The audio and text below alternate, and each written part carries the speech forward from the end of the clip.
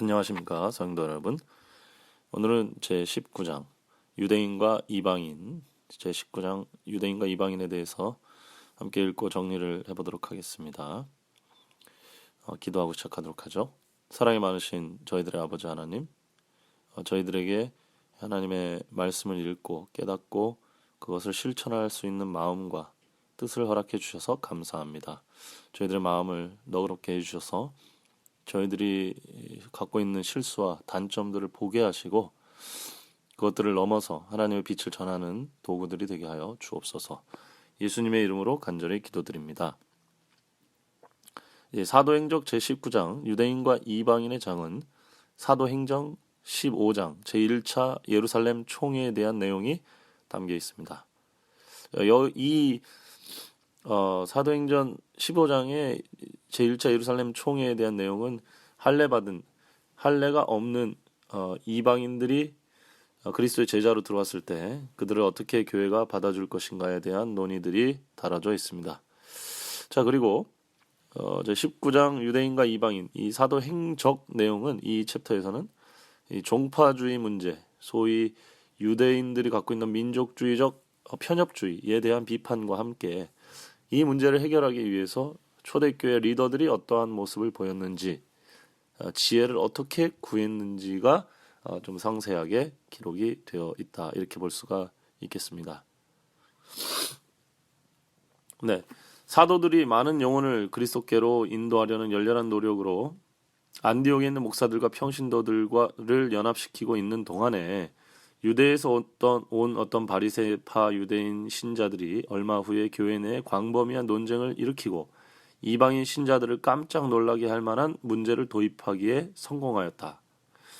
네, 여기 안디옥 교회에서 문제의 시발이 있었음을 설명하고 있습니다. 안디옥 교회는 예루살렘과 이방인 교회 어떻게 보면 교착점, 다리 역할을 하는 곳이었죠. 거기서 이방인의 선교가 이루어지고 있을 때 예루살렘에서 파송된 유대주의자들이 와서 큰 문제, 논쟁 혹은 파쟁을 이끌어낼 만한 어떤 문제적인 요소들을 제기를 합니다. 그것이 뭐냐? 구약의 율법, 특히 의문의 율법과 할례를 지켜야만 구원을 받는다, 그리스도인 될 수 있다 라고 하는 내용들이었어요. 근데 이 이야기가 매력적이었던 것은 유대인들 출신 그리스도인들이 많았기 때문에 그들이 볼 때 이방인들은 그들의 문화하고 습속하고 너무 달랐거든요. 그러니까 이 문화적으로 지금 이질적인 두 그룹이 교회 안에 들어와 있었기 때문에 그들의 편견을 활용하면 교회는 굉장히 크게 갈라질 수도 있는 그런 위기의 상황이었습니다. 유대인들은 이방인들에게 교인이 되는 조건으로서 유대인의 율법의 제한이란 말은 뭘 하라 하지 말라라고 하는 율법들을 말하죠. 의식을, 세레모니, 의무적으로 부과하지 아니한다면 지금까지 그들을 다른 모든 민족과 구별되게 하였던 유대인의 민족적 특수성이 복음의 기별을 받아들인 사람들 가운데서 마침내 사라지게 될 것을 두려워하였다. 네, 여기서 핵심은 민족적 특수성이라고 볼 수가 있겠습니다. 민족의 특수성. 우리 민족이 갖고 있었던 이 특수성이 복음 사역 안에서 다 사라지게 되는 것이 아니냐라는 두려움을 자극하는 일이 생겼고, 그래서 이 광범위하게 이 일에 대한 반응들이 일어나게 된 것이죠. 화이트 부인은 이 부분에 대해서 굉장히 냉철하고 정확하게 지적하고 있습니다. 유대인들은 항상 하나님께서 지정하신 예배를 자랑하였고, 이 하나님께서 지정하신 예배라는 것은 성소와 그 성소 안에서 이루어진 제사 제도를 말했겠죠. 그리스도교의 신앙으로 개종한 이들 중에도 많은 사람들은 여전히 하나님께서 일단 히브리인의 예배 방법의 기틀을 분명히 해주신 이상 이 세목 중 어느 것이라도 바꾸신다는 것은 있을 수가 없다고 느꼈다. 그들은 유대인의 율법과 의식이 그리스도교의 의식 속에 반영되어야 한다고 주장하였다.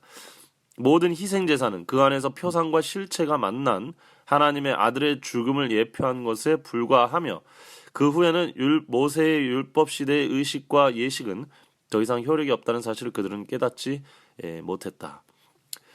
이 구약의 이런 모든 율법, 제사, 이런 문화들이 문화로서 준 예표들이었고 그리스도가 옴으로써 이런 것들은 사실 성취되었으므로 이런 것들의 구원에 대해서 이런 것들에 매달릴 이유가 전혀 없었음을 그들은 망각했다 그런 것입니다. 왜 그랬겠어요?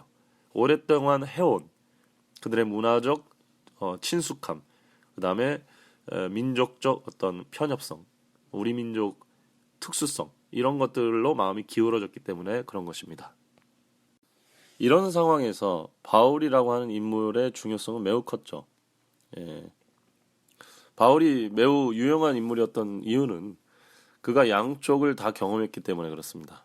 그는 열심히 있는 유대인 출신이었기 때문에 유대인들의 입장에서 그리스도교를 어떻게 생각하는지를 알고 있었고 그 증오의 핵심에 이 민족적 특수성에 대한 생각, 그러니까 민족주의죠 어떻게 보면 그런 감정이 기저에 있는 것을 잘 알았습니다.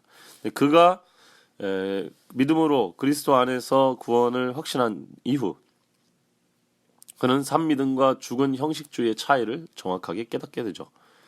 복음의 빛 가운데서 이스라엘에게 주어진 고대 의식과 예법은 새롭고 보다 깊은 의미를 갖게 되었습니다. 그것들이 예시하던 것이 성취되었고 복음 시대에 사는 이들은 그것을 지킬 필요가 이제는 없게 된 것이죠.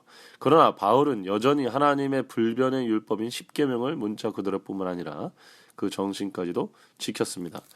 그래서 이제 화요일에는 정리를 해주고 있는 것이죠. 구약의 의문의 율법들 중에 그리스도로 성취된 것이 있지만 십계명을 위시로 한 여러 가지 도덕 법률 또 중요한 그런 법들은 정신이 당연히 이어져 오고 있고 그거 십계명 같은 경우는 문자 그대로라도 인간에게 매우 중요한 율법으로서 주어진 것이다라고 깨달았다는 것입니다. 자, 바울의 이제 이런 상황을 봤을 때 마침내 교회에는 계속된 논의의 결과로 저희 중에 분열이 생길 것을 우려하여 교회의 몇몇 책임 있는 사람들을 바울과 바나바와 함께 예루살렘으로 보내어서 그 문제를 사도들과 장로들 앞에 제시하기로 했습니다. 그리고 모든 논쟁은 총회에서 최종 결정이 날 때까지 당분간 중단하도록 했습니다. 이걸 볼 때 초대교회라고 해서 문제가 없었던 건 아니다라고 볼 수가 있어요. 초대교회도 아주 심각한 문제가 있었고 교회가 완전히 깨질 위기에 처해 있었는데 어쨌든 총회로 넘기면서 당분간은 그 문제에 대해서 자극적인 그런 충돌이 없도록 그렇게 했습니다. 그리고 예루살렘의 지도자들이 모여서 이 문제를 고민하고 결정하기 위해 회의를 하게 되죠. 이 문제는 사실상 이미 하나님께서 사도행전 전체를 보면 답을 이미 주셨습니다. 그런 하나님께서는 이스라엘 백성들 뿐만 아니라 교회의 리더들도 자기들이 모여서 하나님의 말씀과 계시를 모아서 그것을 자신들의 지혜와 또 타협과 또 토론을 통해서 하나님의 뜻을 정확히 하고 공고히 하고 공개적으로 발표하는 일을 하나님께서는 인간에게 맡기셨죠. 그래서 그런 내용들이 이 교회의 리더십에 필요하다라는 부분을 또 보여주고 있습니다. 당면한 주의 문제를 해결하는 데 포함된 여러 가지 주장들로 극복할 수 없는 난관들이 의회 앞에 제시된 듯이 보였다. 그러나 그 결정에 그리스도의 교회의 번영이 달려있고 만일 해결되지 못하면은 교회의 존재까지 위태로울지 모르는 그 문제를 성령은 이미 실제적으로 해결하셨다. 성령이 해결하셨다고 그렇게 돼 있죠. 왜냐? 성령이 이미 할례받지 않은 자들에게 와 있기 때문에 그렇습니다. 베드로는 성령께서 할례받지 않은 이방인들과 할례받은 유대인들에게 동일한 능력을 부어주심으로써 논쟁 중에 있는 그 문제의 결론을 이미 내리셨다고 설득합니다. 이게 베드로의 경험이죠. 사도행전 10장에 나타난 베드로의 고넬료를 전도하는 그 경험에서 나타난 것이고 또 많은 보고에서 이방인들일지라도 그리스도를 믿는 사람들은 성령을 받는다는 것을 보게 하였습니다. 그리고 그것에 대한 해석도 하나님께서 주셨죠. 이런 여러 가지 증거 자료들 그리고 바울과 바나바가 1차 선교 여행 때 얻은 영혼의 수학들 이방인이지만 그리스도를 고백한 사람들이 받은 성령에 대한 리포트가 올라왔고요. 그래서 야고보도 역시 결정적으로 증언하기를 유대인들에게 허락되었던 동일한 특권과 축복을 이방인에게도 내려주심이 하나님의 목적이었다. 구약 성경의 사실은 대왕 중에 하나도 결국은 유대인이라고 하는 민족적 울타리가 아니라 그 유대인들이 누리고 있는 하나님과의 특별한 관계 속으로 모든 세상 사람들이 들어와 복을 누리는 것이 선지자들이 꿈꾸던 이상이었다는 것을 인정함으로써 초대교회 첫 번째 총회는 아주 전향적으로 유대주의의 민족적 특수성으로 기울어진 게 아니라 복음의 보편주의로 결정을 지을 수가 있었다는 것이죠. 이것이 기독교의 역사에서 얼마나 중요한 일인지는 우리가 말하지 않아도 다 알 수가 있습니다. 엄청난 결정이 이때 이루어진 것이죠. 자, 이것이 기독교가 유대주의적 민족주의, 편협주의에서 벗어나 보편적인 종교, 세상의 세계 종교로 올라가는 증거가 됩니다. 네, 이 기점이 되는 것이죠. 자, 그러나 모두 그 결정을 기뻐한 것은 아니었다. 그것을 찬성하지 않은 야심 있고 자신감을 가진 형제들의 파벌 싸움이 있었고, 이 사람들은 독단적으로 그 사업에 종사하는 듯 하였습니다. 그들은 많은 불평과 허물을 찾기에 몰두하고 새로운 계획들을 제시하면서 하나님께서 복음의 기별을 가르치도록 임명하신 사람들의 사업을 무너뜨리고자 노력했습니다. 처음부터 교회는 이와 같은 장애물을 만났으며 세상 끝날까지 항상 그러할 것입니다. 자, 그 다음에 나오는 단락이 저는 이 챕터에서 매우 가장 중요한 챕터라고 봅니다. 예루살렘은 유대 나라의 수도였으므로 거기에는 최대의 독선과 고집이 있었다. 성전을 바라보며 살고 있는 유대 그리스도인들은 자연히 한 민족으로서 유대인들이 가진 특별한 특권들로 마음이 기울어지게 되었다. 사람의 심리가 그렇다는 겁니다. 하나님께 받은 특권과 축복이 많았는데 그것도 계속적으로 하나님의 은혜 안에서 해석되지 않으면 자신의 고집과 독선을 키우는 쪽으로, 그리고 자기들이 가진 특권을 자랑하는 쪽으로 마음이 기울어지게 된다는 것이죠. 그런 것을 조심해야 되는데 유대주의는 그런 것으로부터 자유롭지 못했다는 것입니다. 그걸 솔직하게 인정하고 있어요. 그들은 그리스도의 교회가 유대교의 의식과 유전에서 떠나는 것과 유대인의 풍습 속에 담겨진 그 특별한 신성성이 새로운 신앙의 빛 가운데서 곧 소멸될 것을 알게 되었을 때에 많은 사람들은 대부분 이러한 변화를 일으킨 장본인으로서 바울에게 분개하게 되었다. 자, 이렇게 함으로써 유대인들은 이제 바울을 다시 어떤 타겟으로 삼게 되었다는 것이죠. 심지어 제자들까지도 모두 그 회의의 결정을 쾌히 받아들인 것은 아니었다. 어떤 이들은 의문의 율법에 대하여 열심이었으므로 유대 율법의 의무에 대한 느슨한 원칙을 가진 까닭에 바울을 냉대하였다. 자, 이 일이 이후에 발단이 되어서 갈라디아 교회의 논쟁으로 벌어지고 거기서 베드로도 시험이 들어서 베드로도 넘어지게 됩니다. 이런 사도행전 15장의 이 유대인과 이방인, 유대주의적 문제의 걸림돌이 해결이 총회에서 됐음에도 불구하고 여전히 크게 남아서 갈라디아 지역의 분쟁을 초래했고, 그 갈라디아 지역의 분쟁을 초래하는 데 있어서 총회의 결정을 하나님의 뜻 안에서 내렸던 야고보와 베드로도 유대주의 쪽에 서는 모습을 보여줌으로써 바울은 복음적 입장을 강력하게 대변하는 글을 쓰게 되는데 그것이 갈라디아서와 로마서가 되겠습니다. 특별히 갈라디아서가 그 직접적인 갈라디아 교회의 이 유대주의와 이방인의 구원에 대한 갈등 때문에 생긴 문제를 해결하기 위해서 쓴 글이 되겠죠.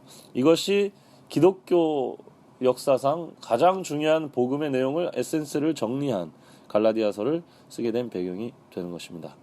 그래서 문제가 있고 하나님이 그 문제를 해결하시지만 인간은 한계가 있기 때문에 그 문제가 완전히 다 해결되지 않았을 때에 하나님께서는 또 다른 방법들을 통해서 하나님의 빛을 내려주신다라고 볼 수도 있겠습니다. 오늘날 우리 교회도 마찬가지죠. 편협주의, 교파주의, 교권주의 많습니다. 우리 교회만 우리 교회의 문화만 최고다. 이런 식의 닫힌 태도는 보편적 복음의 확장을 막는 것뿐만 아니라 하나님의 영을 우리가 제한하는 일이 되기 때문에 매우 주의를 기울여야 할 것입니다.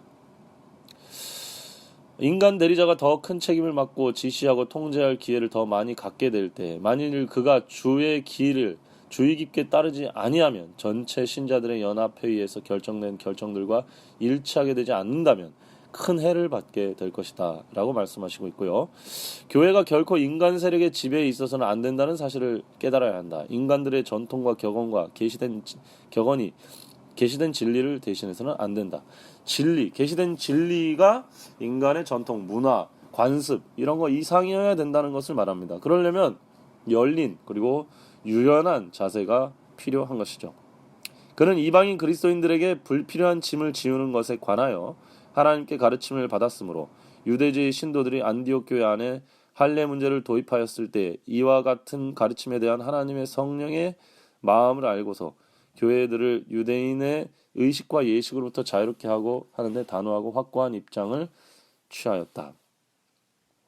네, 바울은 이 문제에 다른 문제에 있어서는 교권을 굉장히 존중했지만 갈라디아에서는 굉장히 민감하게 반응하면서 어떤 복음의 원칙을 지키려고 했던 이유가 바로 여기에 있습니다. 이것을 받아들였다면 초대교회는 두 조각이 났을 것이고 이방인들은 아마 유대인들 보고 너네들끼리 알아서 해라 이런 식으로 나왔을 것이고 아주 교회는 어렵게 됐을 것입니다. 그러나 이 문제에 있어서 하나님께서는 이 두 가지 방법, 총회를 통해서 회의를 통해서 스스로 결정하게 하고 또 그것들을 따르게 했고 총회의 결정을 하나님의 계시로 보고 그걸 따르지 않는 세력들에 대해서는 총회와 또 자신의 계시를 통해서 바울이라는 인물은 총회의 결정과 인간 대리자들의 총회의 결정과 하나님의 계시의 확신 안에 서서 자신이 타협하지 않고 복음의 원칙을 지켜냈기 때문에